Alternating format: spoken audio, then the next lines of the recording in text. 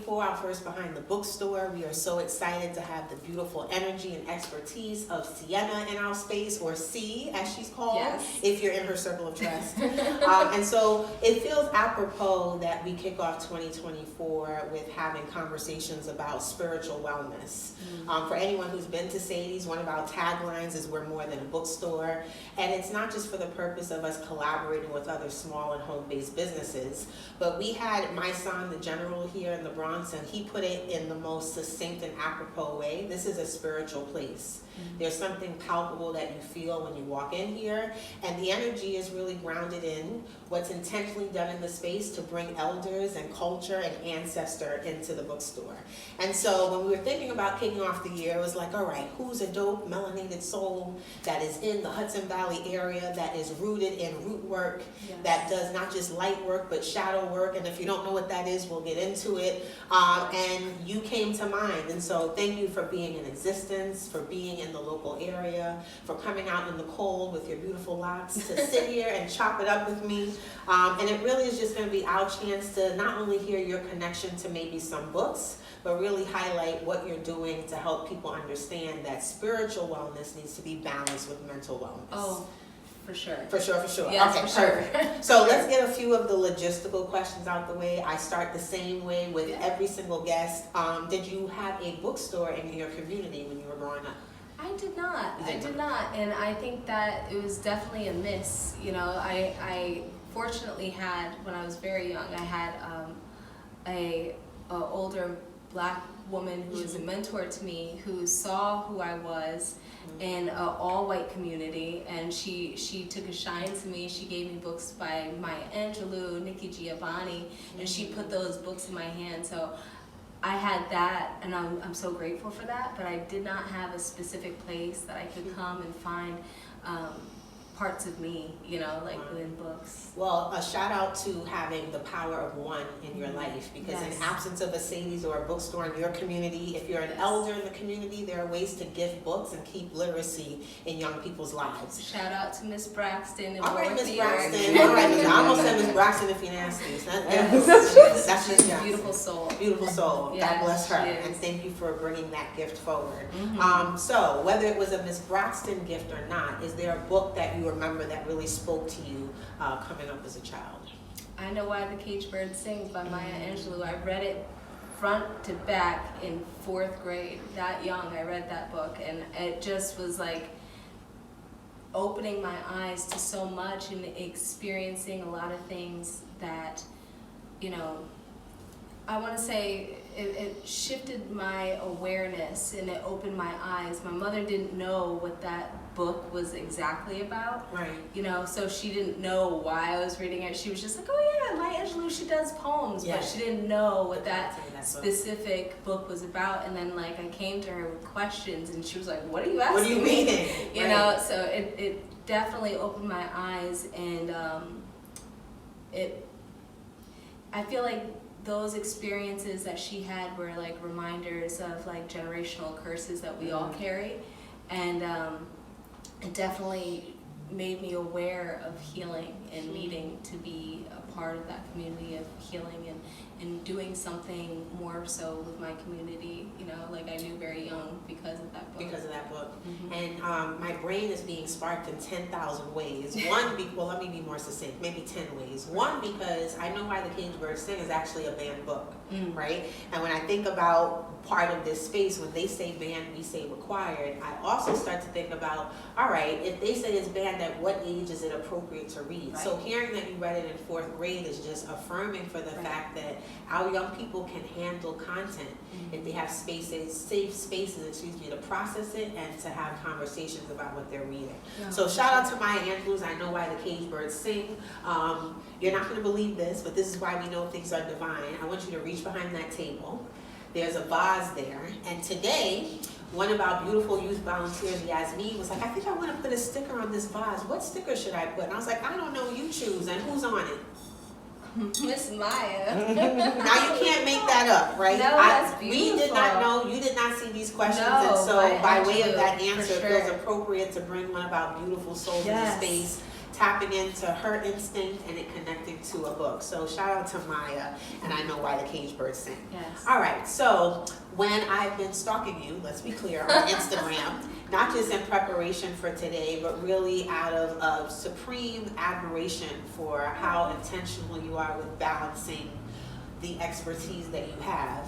One of the quotes that really stuck out to me from your page is that you say you're an ancient soul in a modern mold. Yes. Can you tell me what you mean by that? Yeah, so all the things that I know have been taught to me from my elders, but it's also things that I came in innately knowing. Mm-hmm. You know, like I don't know why I know the things that I know. A lot of the time, a lot of people are like, who taught you this? Who taught you that? And I was like, I knew it.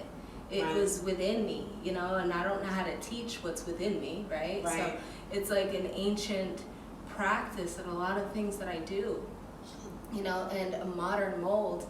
I look like you, I look like her, I look like, you know, I have to be recognizable, you know what I mean? Like, so a modern mold, I'm able to, you know, span generations. I have clients that are like 75, 80 years old, and then I have clients that are like 20, 15 and up, you know what I mean? So like I look the way I do in a modern mold, so I can span generations.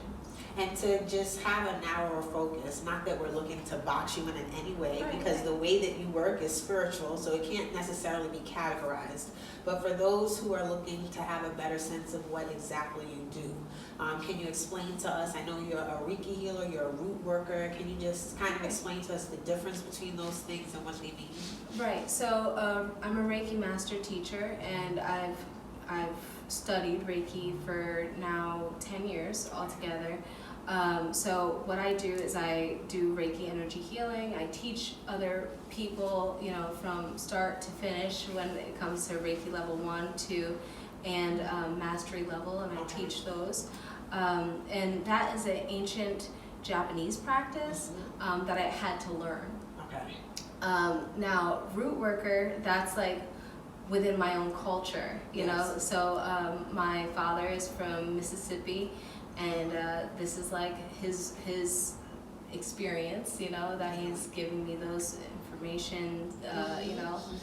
We all have, you know, like superstitions, and, you know, like just being of the African diaspora, where we all have these like folkloric experiences that like know how to fix things, know how to do things, just know how to season things without measuring. Just right, exactly. It's just within us, you know, and that's what a root worker is, somebody who can conjure roots and use the earth for their magic, and that's what I do. I also am a medicine woman from the Lenape tribe. That's my mother's lineage, and they kind of blend. They're very similar, you know, in the sense that like my mother's culture is from Lenape, and we are an Afro-Indigenous tribe, so we are Black people of indigenous descent, and we use the earth around us in a very similar way that you know the enslaved Africans did down in Mississippi. When my parents met, they had a natural alignment, and but the way that they are, you know, kind of came into me, and that's what I do. And so some of the things that are jumping out to me as you're speaking, we have a book club that started for the first time in the store called The Garden Within, and the whole first part is called Soil Power, right? And so when I think about connections between that book and what you're describing, there is this belief that darkness is associated with something demonic, evil, or bad, right? And when I hear you talk about root work, right, and when I think about soil, and it's minimal light, it catches light, but in its essence around you, there's not much light, right? Even when you say that you're a shadow worker, although typically when we think of healing work, we wear white, we think of light.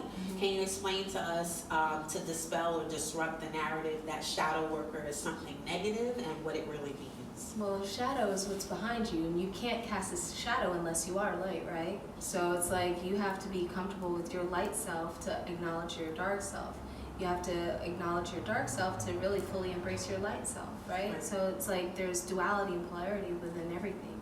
So you have to have comfort in both parts. Like, to me, it's unrealistic for me to walk around and be like, oh, it's love and light and all this and all that. That's not true. Right. That's not true, because there are heavier things, but that's not really what shadow work is. Okay. Shadow work is really acknowledging your depths and not hating yourself for it, acknowledging your power, and true power comes from pain, you know, things that you've overcome and endured, you know. So that's what shadow work is having awareness of your own internal endurance and being able to transcend that.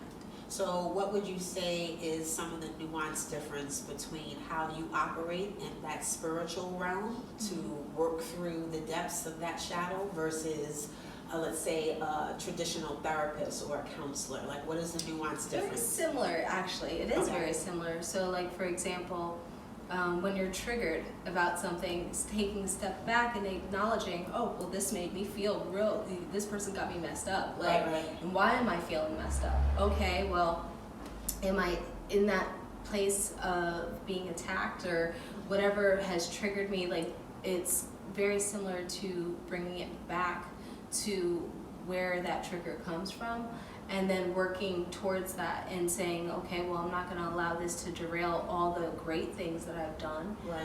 I'm going to forgive myself for being triggered in this moment and working past that instead of like reacting out of a trigger, you know, Right. and being negative or doing something with malintent, you know, because the thing is we act out of malintent when we're angry or hurt. Right. It's a defense mechanism rather than anything else. So. And so as someone who's very in tune, Mm-hmm. I'm imagining that being of that realm and then being in a modern mold and having a storefront. Mm-hmm. What is that like as you have community and different energies coming into your space and navigating it? Yeah, that's a great question. So I would say definitely over this 8 years that I've been open in my business, cultivating the right community, like people that are consistent. Like I have a solid group of people that come in and Right. support and kind of are like the infrastructure of the energy that I've created, you know, like, and well, I shouldn't say I didn't create the energy, I facilitated the energy, you know. So like trusting that these people are beautiful reflections of myself and what I intend for myself, my business, you know, just having that. And I believe, and just this is my personal belief, but I believe that having that solid infrastructure of people that I value and that love me, that I love them, that creates the shield, the shield, the protection, you know, around my business. Because I've been in a predominantly white community with the only black business in my community, doing spiritual work. You know what I mean? Like, so it's like, right, like, and you know, it's funny, I remember, you know, like the first year that I worked there, I was told by somebody that I was called the Black Witch Lady, and it wasn't offensive to me. Right. I was like, oh, so you acknowledge my power. So you acknowledge I'm powerful, because you call somebody a witch because you know that they're powerful, they have strength, Right. and I caught your attention. Right. You know, so like it wasn't negative, and that they didn't mean it negatively. They just knew that I did stuff that they couldn't do. Yeah. You know, so but I say all that to say the people that surround my business that I involve with, that come into my shop, like I have, I would say about 20 to 25 like people that come to me Pillars in all the time, you know, like all the time, and they've helped me through COVID, they've helped me through, you know, like just consistent, you know, Yeah. like, and they're a reflection of my consistency and Right. my efforts, you know, and I see that, you know, they follow me online, or they, you know, call me and understand that I'm by appointment only sometimes, Right. and they check in with me as a person, so I feel free in that.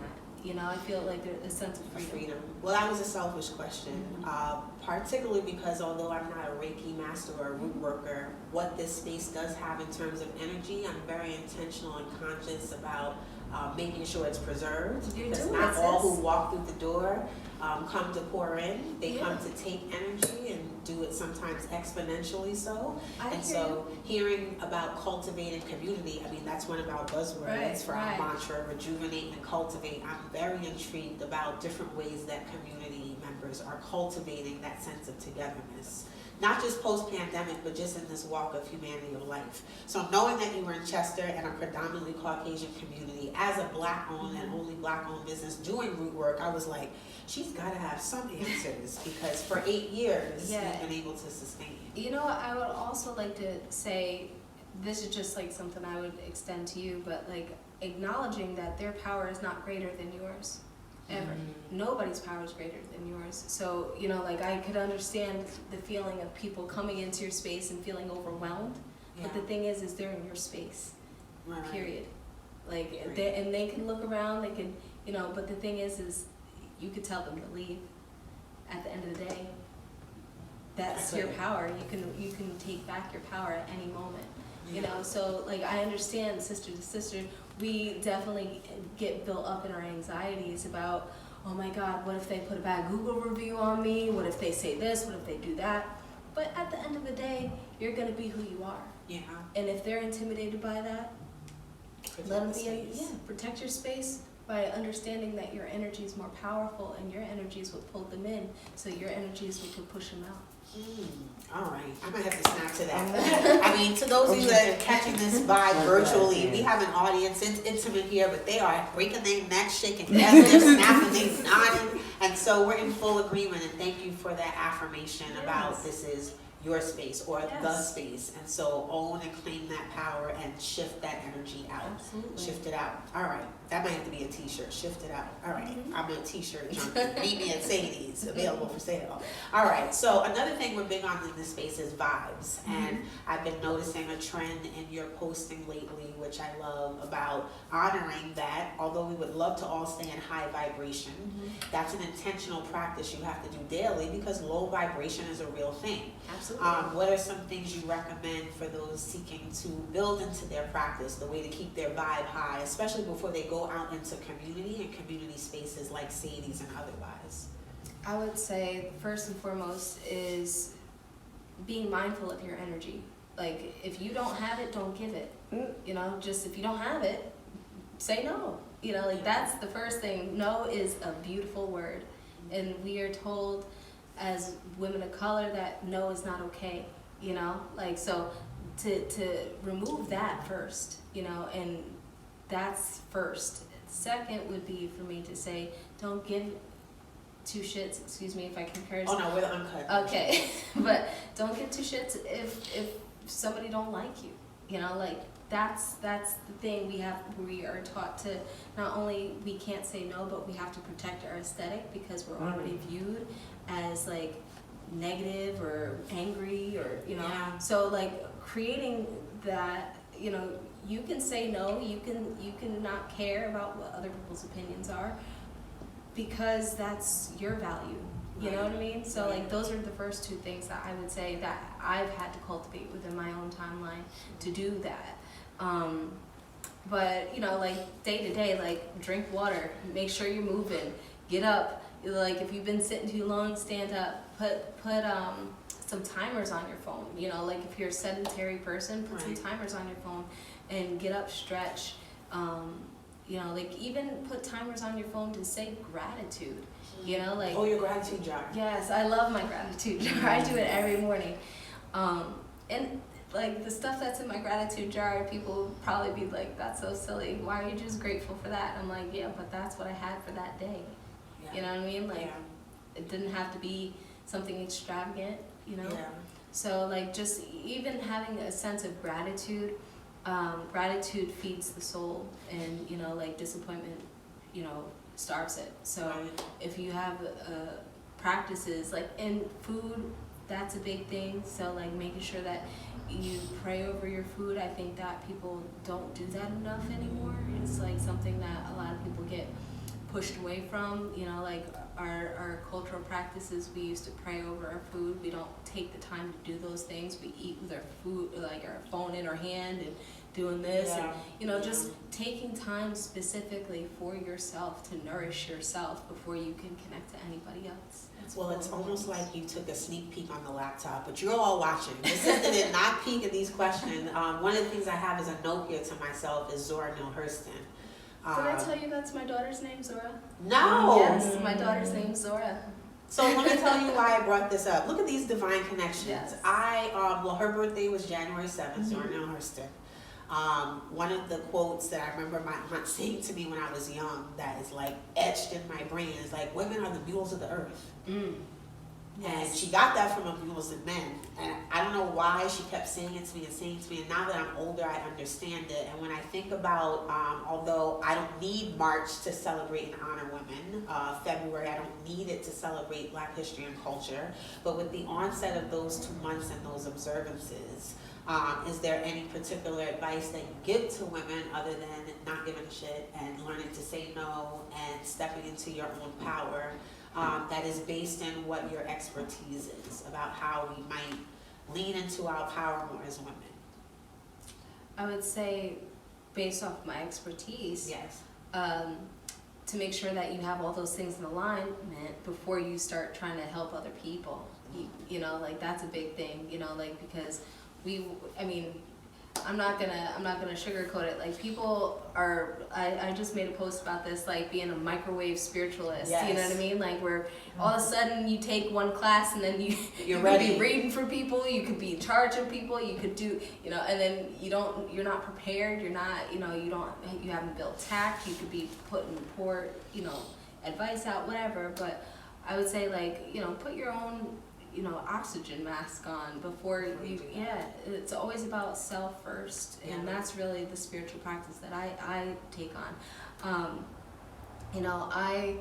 I read a lot of Queen Afua. She's somebody who I definitely connect to deeply. She was actually, I'm a sacred woman, so I went through her rites of passage. And I truly believe the things that she says, one thing, and it sticks so strongly in my head, she says, clean your home, clean your home, because if you leave your house scattered, you leave out of your house and that's what you find in the world. So to me, that is such a strong, important thing. So I could be exhausted and get home, but if my house is, I have to clean it all up or do it before I leave, because it's a spiritual magnet. Thinking about your soul as a magnet, and whatever you do in your home is a reflection out in the world. So you want to make sure that you are making room for those things to come through and heal you. So having your kitchen well, with healing foods, and you have your bathroom well, as she calls it, your hydrotherapy room, all these things, making sure that they're in order, so you can heal yourself, and then you can attract that healing into your life. What's so interesting about what you're saying is when I think about things I've read or workshops I've been in, and they talk about removing the self from community work, right? There is an I in community, right? But it's we, it's us. And disrupting that narrative and saying, no, it's okay to ground you in your you, so that the you that comes forth to serve community is stronger. Absolutely. And thinking about it starting from the home, and even the book Sacred Woman, Queen Afua, which we have up there, that's actually the copy that my grandmother gave my mother. So everything on the top shelf is an heirloom. Yes. But there have been several women that have come into this space and purchased the book, and this also feels divine, and they've come back and they're like, I need someone to process this with. I thought I was just going to read it and it was going to be feminism and power and cleansing and a quick read. And they're like, we would love to talk with someone who's grounded in this work. Anyway, that'll be our after behind the bookstore conversation. Yes. But that book is such a wealth of femininity and power. It's not a book you peruse and you just read chapter to chapter. And you learn it over and over. I took my Sacred Women's Ascension in 2016. Okay. So, that was 8 years ago now, and it's a book that I've revisited many times, and every time I read it, you get something new, right? Something completely new that I didn't even hear, New. Well, let's talk about your book, because you did author a book. Yes. And yes, we're behind the bookstore, but we're more than a bookstore. So us talking about hand-rolled incense and energy, all that is what you feel in this space, so it's apropos, in case you're wondering. So when we think about your book, I think it's the psychic development, right? Yes. I know you lean towards doing an ebook instead of a print book. Talk to us about what that book's about and why ebook and not hard copy. Right. So those are good questions. Thank you. So I have a few books, the psychic development workbook, and then I also have a psychic self-defense book.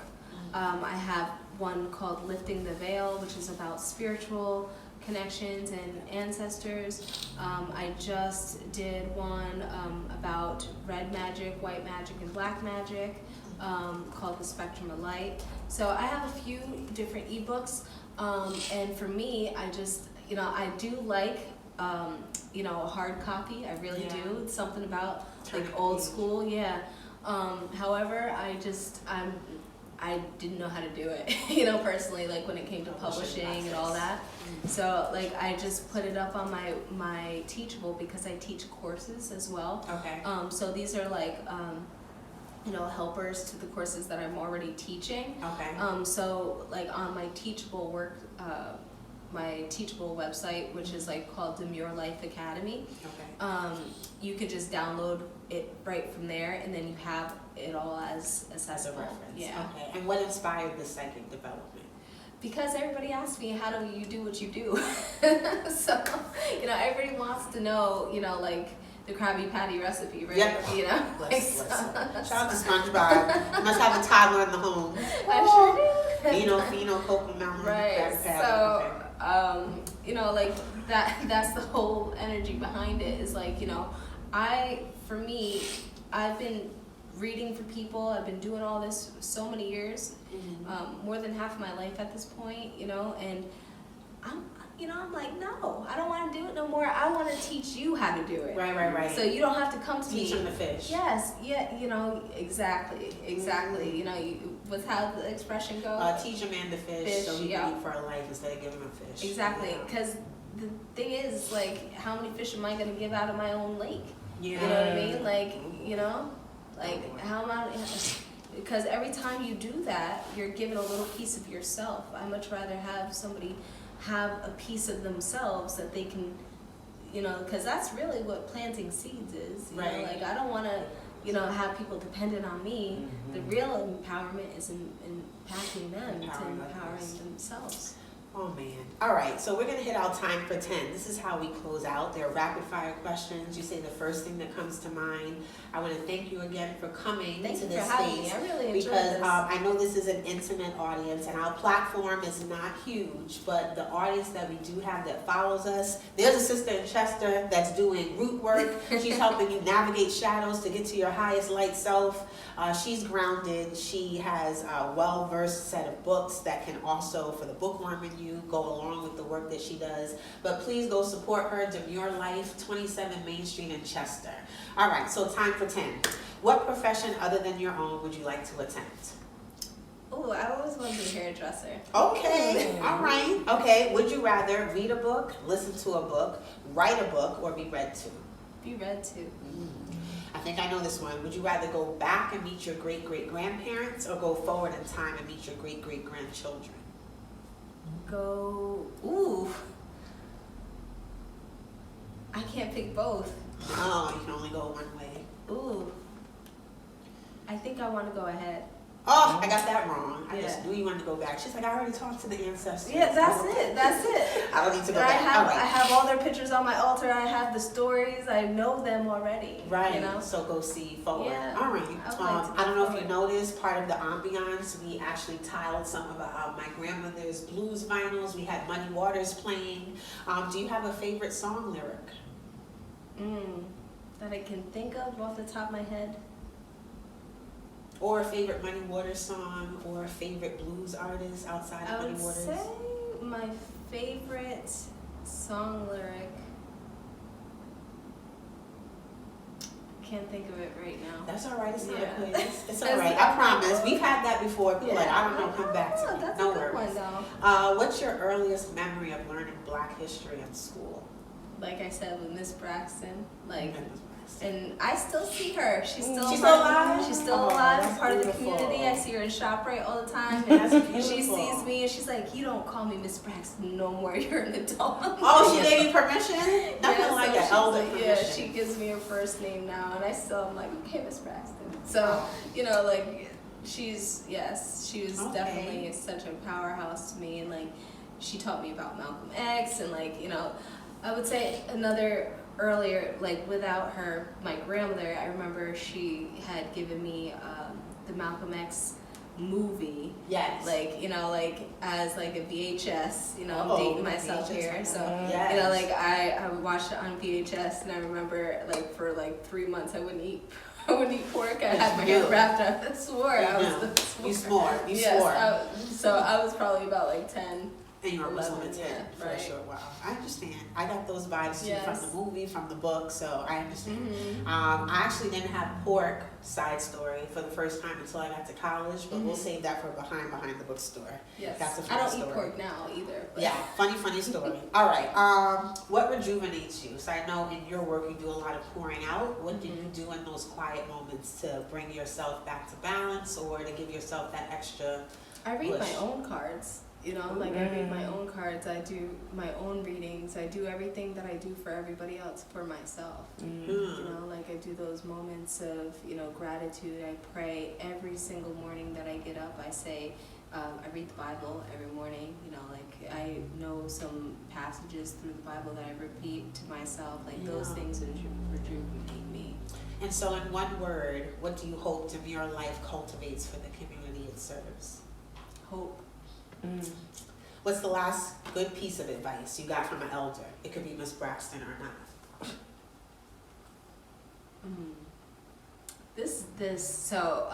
My mother, she said you can't expect men to act like women. You have to anticipate they'll be men. When we were talking about marriage one day, it was like, she said, it sounds like you want a woman with hairy legs. And I said, what? My mom would say funny things like that, so. And rest in power for thank mom. you. What a Thank beautiful piece of advice. I'm taking that personally for myself as well. And you can't hold, you can't give with an empty, like a closed fist. So you can't receive with a closed fist. So if you hold on to something so tight, you're not going to be able to receive what's really for you. So you can't receive with a closed fist. That was another one. And no hairy like men. Yes. All right, guys. So who do you consider to be, in your mind, a literary goat? Queen Afua. Okay. All right, listen, we have her right up here on the show. That's beautiful. Finish this sentence. There'll come a time when you'll have to. There will come a time where I will have to. That's a good. There's so many things that could be, but there will come a time where I will have to take time for myself and, anticipate my community will pour into me the way I pour into them and allow them to do that. And a moment of silence for that one. I have to snap for that one. Yes. Right? Because it's one thing to pour without the expectation for reciprocity, but it's another thing to hope for it. Yeah. You know what I mean? And anticipate it, like you said. I feel like I've poured a lot into my community, and done it without anticipation of I expect this back one day, I know that I'm deserving of it being reciprocated one day, and just being open to it, and understand that I'm worthy of it, rather than being fearful of receiving that, because if I'm fearful of it, then it's not a vibrational match. Hello. Shout out to vibrational matches. All right. And last question: if you were writing your memoir, what might your dedication say? To my children, I hope this explains who I am. Wow. That's what I would say.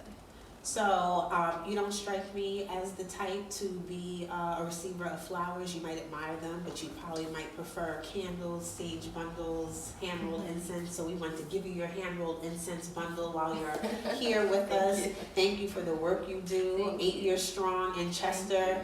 I just found out it's only, 15, 20 minutes away from Middletown, so it's not that far. I'm thinking I'm going to Canada. I'm like, where am I going now? So I owe you a visit, not for anything connected to this experience, but just supporting and being in community. And again, we are because you are. And I look forward to visiting your space, to growing in community with you, to being a novice and humble proponent of spiritual wellness, because I'm a novice on that journey. And so knowing that I have someone in the community circle who's well versed in it, I'm very excited to grow that in 2024. Thank you so much. So check out Sienna. If you're in her circle of trust, you can call her C. Her favorite color happens to be the same as her name, Sienna. DeMure Life, 27 Main Street in Chester. We are more than a bookstore. She is more than a Reiki master. She is a whole woman who is connected to low vibrations, high vibrations, shadow work, light work, and we are grateful that you brought your energy into our book Siam. So thank you for joining us. Thank you so much. All that was so right. nice. Thank you. Yes.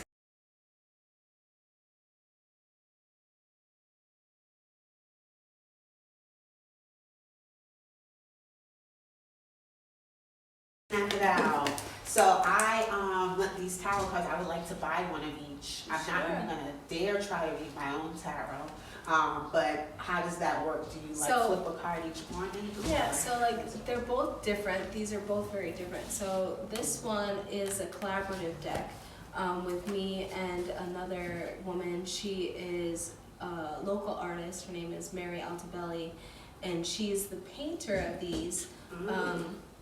And she came up with all these Neolithic images that predate, race, or, this is Neolithic imagery. And, I channeled messages for each one. And then this one is my own deck that I had one of my students who happens to be an artist draw out for me. Oh, wow. And the concept and the art and everything was mine. And this is based off of my own family, my own lineage. My mother, my father, my kids, my great-grandmother, my great-great-grandmother, they're all images within this deck. So the You Be Known Oracle is in putting that energy back into your own hands. So how do I choose? I think that you like this one. I don't be knowing, so I want to be knowing. Yes. So I'm going to pick You Be Knowing.